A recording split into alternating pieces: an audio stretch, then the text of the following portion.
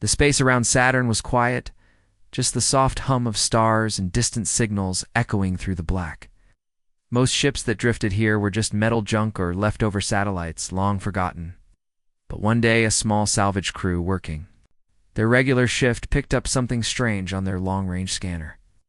It was a massive alien ship, half broken, barely holding together, hidden inside a cold asteroid belt.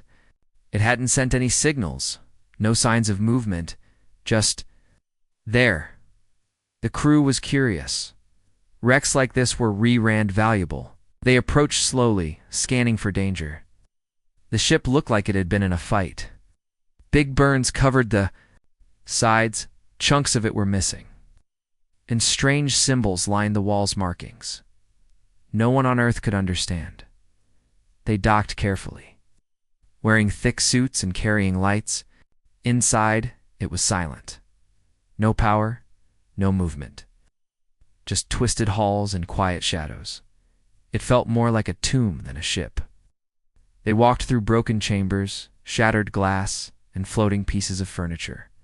Some areas were burnt, others frozen, and then, deep inside the lower decks, they found something no one expected. There, in a collapsed chamber filled with crushed panels and sparks frozen midair, lay a creature, not human. Not even close. It was massive, maybe 20 feet long, curled tightly into itself. Skin looked like smooth black stone, with glowing blue lines running through it, softly pulsing like a heartbeat. It had wings, though one was bent unnaturally under its body, and a long tail that dragged behind it. Its eyes were closed, and for a moment the crew thought it was dead. But then it moved. Just a little, a faint shiver. One of the workers gasped. It was alive. No one knew what to do. They'd never seen anything like it. Some wanted to call it in right away. Others were scared what if it was dangerous. But something about the way it was curled up didn't look like a threat. It looked sad, hurt, tired. The crew gently cleared the wreckage around it, being as careful as they could. The creature didn't fight back, it didn't growl, or snap or try to fly. It just lay there, breathing slow, weak breaths. When they lifted it using soft clamps and support beams, it barely reacted. Like it had given up back on the station, scientists were called in immediately. They ran every test they could think of: scans, vitals, atmosphere changes. They gave it food, liquids, light, heat. They played sounds, showed images. Nothing worked. The creature just lay in its new chamber, curled up like it had been in the wreck, eyes half open but distant. Days passed, then weeks. The creature refused everything. No food, no water. No reaction to anything. It was alive, but barely. Its body grew thinner. The glow in its veins dimmed. The doctors couldn't understand. There were no infections, no fatal injuries. It was like it didn't want to live. People started whispering. Some thought it was mourning. Others said maybe its crew had died in that crash, and it was the last one left. Whatever the truth was, one thing was clear. The creature was fading. And nothing anyone did seemed to matter. Everyone was waiting for it to finally stop breathing. But fate had something else in mind, something no one expected. Someone who didn't wear a lab coat, who wasn't a scientist or a doctor, would soon step into its life. And that would change everything. The creature was still alive, but just barely. Every day someone checked on it. The doctors came with machines. The scientists watched from behind glass. They spoke in complex words and typed reports on screens. But nothing changed. The creature never moved much, just stared at the walls, eyes dull, chest rising and falling slowly as if life was happening. Without meaning, it had been months now. They tried offering all kinds of food liquids, nutrients, even energy capsules made for alien species. Sometimes the food just sat untouched. Other times it was pushed aside. Nothing worked. Even attempts to speak with it through light, sound, and gesture, no response. Just quiet, painful silence. People on the station had started to avoid its room. Some were scared, but most were just tired. It was too hard to see something so powerful. Something that looked like it had once flown across galaxies. now lying on the floor like it had no reason to wake up. But not everyone forgot. There was one man, not a scientist, not a doctor, just part of the regular maintenance team. He fixed broken lights, checked power systems, and made sure the air stayed clean. His job wasn't exciting, and he usually worked alone. One night, while checking the oxygen levels near the creature's chamber, he glanced through the glass. He didn't expect anything. He'd passed by the room before, like everyone else, and had seen the creature lying there, still and cold. But this time, it looked back. For just a moment. Their eyes met, just a flicker of connection. He stopped. Not out of fear, but surprise. The creature's eyes weren't glowing. They looked tired, like it hadn't slept in years. Like it had seen too much. It reminded him of something. Of someone who had lost everything and didn't know how to come back. The next day, after finishing his shift, he came back. Not with tools, just with a stool. He sat outside the glass and just stayed. He didn't talk much, just sat there, sipping tea from a steel cup. The creature didn't move. But it didn't look away either. He made it a habit. After work. Every evening, he'd sit by the window. Sometimes he spoke softly, telling stories about his day. Got the broken heater in Section C, about the weird humming noise near the cargo bay, about how cold the station was at night. Nothing important. It's just real, ordinary things. Time passed. The creature began to shift not much, just small things. Its eyes followed him more. Its head turned slightly when he spoke. Didn't. Move closer. But it didn't turn away either. He didn't push. He didn't expect answers. Just kept showing up. Other workers noticed. Some thought he was wasting his time. Others said maybe he had nothing better to do. But he didn't care what they thought. Something inside him told him this mattered. That maybe, just maybe, the creature didn't need more tests or machines, it just needed someone to care. One evening, after a long day, he brought 2 food trays, one for himself and one for the creature. He didn't offer it directly. Just placed it nearby and sat down with his own. He ate quietly, watching the creature out of the corner of his eye. Nothing happened, but the next day, when he returned, the tray was empty. It was the first sign of life, of will, in months. Something was changing. Slowly, gently, without any big moment or loud breakthrough. The silence was still there, but it wasn't empty anymore. It was filled with a quiet understanding, and deep inside that tired alien body, something had flickered back to life. Something no machine could measure and no report could explain. Since that night, something small had shifted.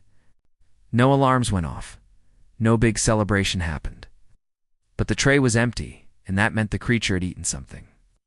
After months of refusing everything, that was no small thing. The man noticed it the second he walked into the chamber. The next day, the food he had left was gone. Every piece of it.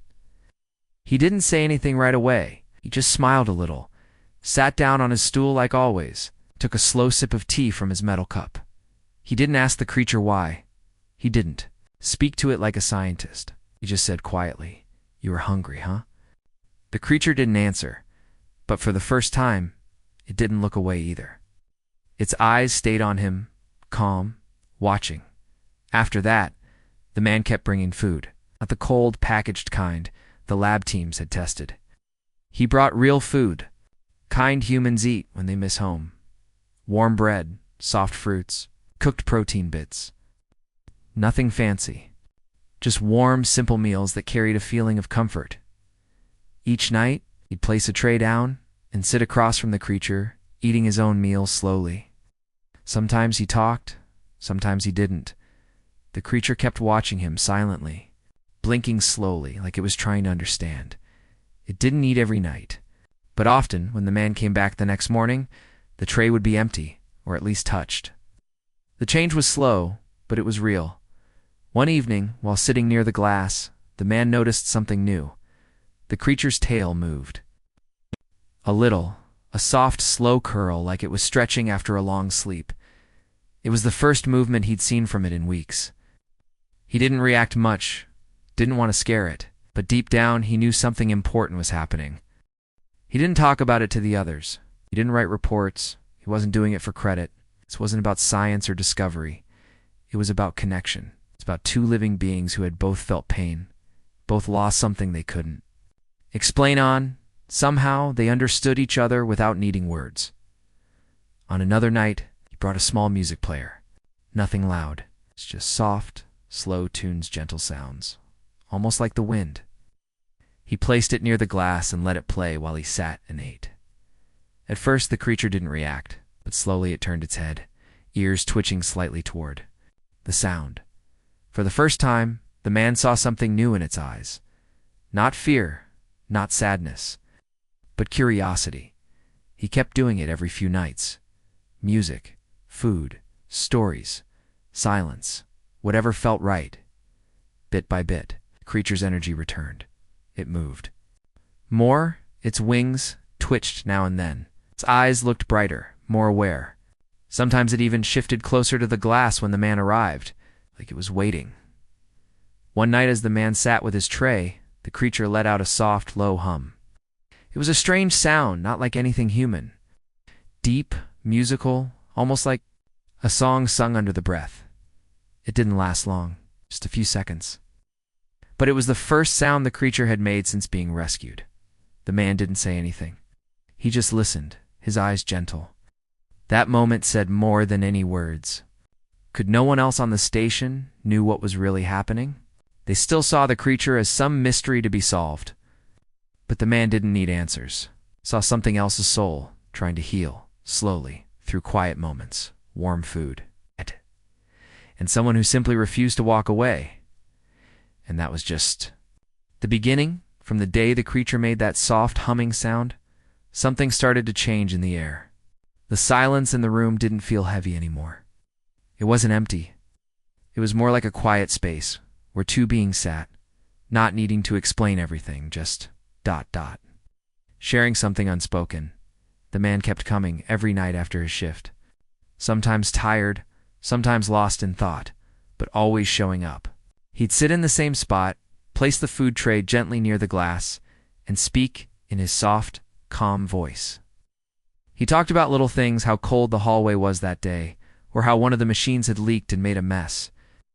Nothing big, just normal human things, and the creature kept listening. Its eyes followed him now. It didn't hide anymore. When he spoke, it seemed to focus, like it understood more than anyone thought. Some nights, it moved a little closer to the glass. Once it even leaned its head slightly to the side, as if curious about the sound of the man's voice. The bond wasn't loud. It wasn't dramatic, but it was real. One night, the man brought something different, a piece of fruit cut in half, soft and sweet-smelling. He placed it near the usual tray and sat down with his own. As he ate, he didn't speak much. He just looked at the creature and smiled gently. After a while, something surprising happened. The creature slowly unfolded part of its long body. Its movements were slow, like it hadn't stretched in ages. Its head lowered carefully toward the food. Then, without rushing, it picked up the fruit and took a small bite. The man didn't say a word. He didn't clap or cheer. He just smiled again quietly. It wasn't about winning something. It was about trust. That one moment said everything. From that night, the creature began eating more regularly, only when he was there. It still refused food from anyone else. If others tried, it would stay still, eyes closed, silent as stone. But when the man came in, something lit up inside it, just a little. Word started spreading around the station. People whispered that the creature had begun to respond to one of the workers. The one who sat and talked without asking anything in return. Some were surprised. Others didn't believe it. But the man didn't care for attention. He didn't speak at meetings or write reports. She just kept showing up, like always. Over time, the creature's body began to look stronger. The glow in its skin was returning, a soft blue light that pulsed gently along its neck and wings. Its breathing was no longer shallow. Its eyes were no longer dull. It was healing, but not because of medicine or tests, because someone stayed, and something else started happening too. Sometimes, the creature made more of those humming sounds. They weren't loud, and they weren't angry. They felt more like music. Low, long notes that filled the room with something warm. The man would just sit and listen. It was as if the creature was trying to speak in the only way it knew how. Even the security cameras picked up the change. The creature moved more. It sat upright now and followed the man's movements. It no longer lay in the dark, waiting for the end. It was alive again. Not fully, but more than before. All this happened not because of science or fancy plans or endless testing. It happened because of something simple. Human being chose to sit quietly, offer food with no pressure, and speak with kindness. Even when no reply came back, and that was enough to start saving a life that everyone else had almost given up on. The days on the space station passed slowly. Something was different now. The creature that once refused to eat or even move was no longer the same. Its eyes followed the man closely now. Every time he walked in after work, holding a warm meal and that same old steel cup of tea, the creature's head would lift slightly. Waiting, and then something happened that no one had seen coming. One evening, after placing the usual food tray on the floor near the glass, the man sat down and leaned back, stretching his tired arms.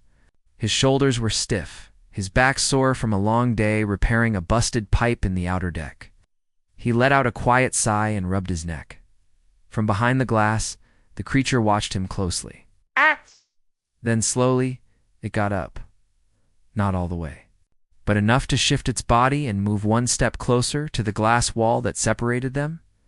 The man noticed the movement from the corner of his eye, but he stayed calm. He didn't want to scare it, simply smiled, picked up a small piece of bread from his tray, and ate it like usual. The creature didn't touch the food right away.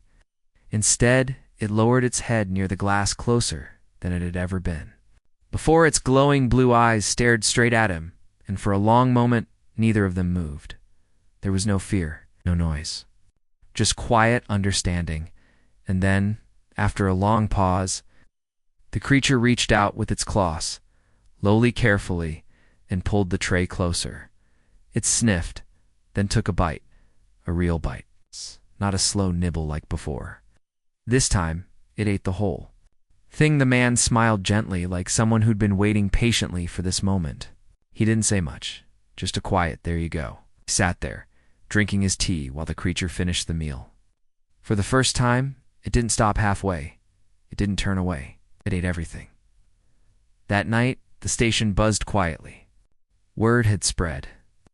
Some people peeked at the footage from the security feed. Others whispered in the hallways. Everyone was amazed but also confused.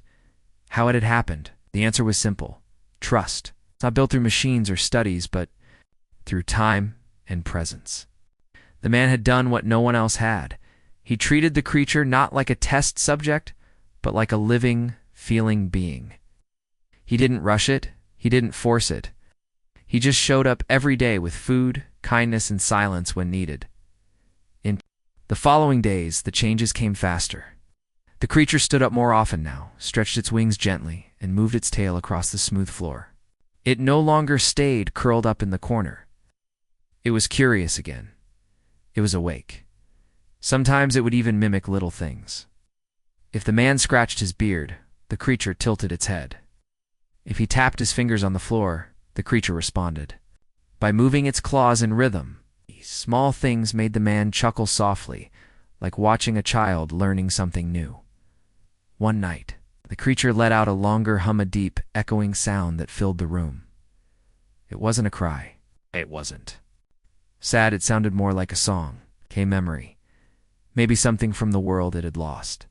The man just sat and listened, eyes closed, letting the sound wash over him. It was a moment no one could explain. They didn't need to, because inside that quiet space, something beautiful was happening. A broken creature was slowly learning to live again, not because someone healed it, but because someone saw it, truly saw it, and sometimes that's all it takes. The creature was no longer just surviving. It was slowly returning to life. Its body looked stronger now. The soft blue glow under its skin had become brighter, more stable. It walked a little more inside its chamber, moved its wings now and then, and even stood tall some evenings when it knew the man was nearby. The man kept coming every single day, just like before. After work, with tired hands and dust on his uniform, he'd walk into the quiet room, place a warm meal down, and sit beside the glass wall. It had become a habit now, a simple routine. But it meant everything. By now the creature was eating. Every meal he brought, not in fear, not in silence. It ate, while looking at him, sitting close to the glass, making those soft humming sounds from time to time, like its own way of speaking. The man had started calling those sounds songs, because that's exactly what they felt like. They weren't just noises. They carried something: emotion, memory, feeling. One evening, after placing down the food tray, the man leaned his head back against the wall and sighed deeply. It had been a hard day. With the engineering team, he didn't feel like talking much, but as he sat quietly, something happened. The creature, instead of going straight to the food, moved even closer to the glass than usual. It lowered its head, pressing it gently against the clear wall right where the man's shoulder rested on the other side. It didn't make a sound, just stayed there. The man turned his head slowly and saw it, those glowing eyes just inches away. He didn't move. He didn't say a word, just smiled, and for a moment, they both stayed like that, two tired souls resting in the quiet. From that night, their connection grew even deeper. The creature began to respond not just to his voice, but to his feelings too. If the man laughed, the creature would lift its head and hum softly. If he seemed tired, it would sit quietly, close to the glass. It's like offering silent support. Even the scientists watching from behind their monitors noticed the difference. The creature refused contact with anyone else. If someone else tried to enter the chamber or offer food, it would turn away or go still again. But when the man came in, it lit up like a light switch turning on. The higher-ups on the station were confused. Some thought it was strange. Others worried it was dangerous for a regular worker to be so close to the creature. But there was no denying the truth. Whatever was happening, it was working. The man didn't care much about their opinions. He wasn't doing it for praise. He didn't write reports or ask for credit. Just kept showing up because something inside him told him it mattered, because he, too, had once felt alone. Maybe because he knew what it was like to carry silent pain.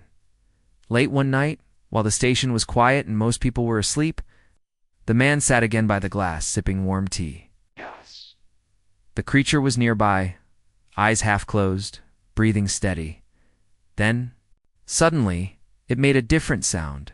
Not a hum this time, but something softer, almost like a whisper. It wasn't loud, wasn't clear, but it felt like the creature was trying to speak, not in words, but in the only way it knew. The man didn't need a translation. He looked at it, nodded slowly, and whispered, "I hear you." And in that moment, something deeper passed between them, something no machine, no test, no scanner could ever understand, because healing doesn't always come through science. Through quiet understanding between two hearts that once felt broken and now somehow were helping each other mend. Weeks had passed, maybe even months. No one really kept count anymore. The man's visits had become a part of daily life, like the sunrise or whatever version of morning the space station followed. He still came after every shift, carrying a food tray in his old teacup, just like always. But now, things felt different. The creature didn't just eat now, it waited. It stood close to the glass even before he entered, watching the door quietly, as if listening for the sound of his boots on the floor. The moment he walked in, the creature's wings lifted slightly, its tail curling with slow excitement. Not wild or dangerous, just a calm, warm welcome. It was hard to believe this was the same creature they had pulled from the wrecked alien ship. That broken, silent body that had once refused to move, eat, or even look at anyone. It moved. With strength, its eyes were alert, filled with something that looked very close to peace. But no one outside the room really knew what had happened in there. To some, it was just luck. To others, it was strange. But to the man, it was simple. He had shown up again and again, not because he had to, but because he wanted to. He hadn't tried to fix the creature. He'd simply seen it, stayed, and slowly something beautiful had grown between them. One quiet evening, the man sat on the floor, back against the wall, sipping his tea. The creature was just a few feet away, on the other side of the glass. There was no food tray today, no humming music, just silence on the soft sounds of the space station humming in the distance. The man looked at the creature and spoke, softly, "You know, ... I think it's time." He didn't explain what he meant, but the creature tilted its head, as if it understood. Later that week, the higher-ups came with a decision. A small team was being sent to a nearby alien colony where signals from the creature's homeworld had recently been detected. It wasn't clear if they would find more of its kind, but the chances were real. There was a new plan. The creature would go too. The idea of letting it leave the station made many people nervous. Some argued. Some warned it was too risky. But in the end, the decision came down to one quiet fact. The creature had recovered, was ready. And most importantly, it wanted to go. The man didn't say much during the final meetings, just stood near the chamber, watching the creature move with quiet strength, packing nothing but memories. It looked back at him one last time before departure and stepped gently into the transport chamber. Before the doors closed, something happened that no one expected. The creature pressed its head against the glass one. Final time, and the man stepped forward and rested his hand on the same spot, just like he had done before. No words, no loud goodbye, just presence. The ship took off quietly. Days later, news arrived that the mission had made contact. Another alien species, similar in form and sound, had responded. No one could say for sure what the future held, but one thing was certain: the creature was no longer alone. Back on the station, life moved on. The machines still broke, the pipes still leaked, people came and went. But the man's routine had changed. No more evening visits, no more food trays. But sometimes he still sat by the same glass wall, tea in hand, remembering the eyes that once held pain and how they'd slowly filled with light.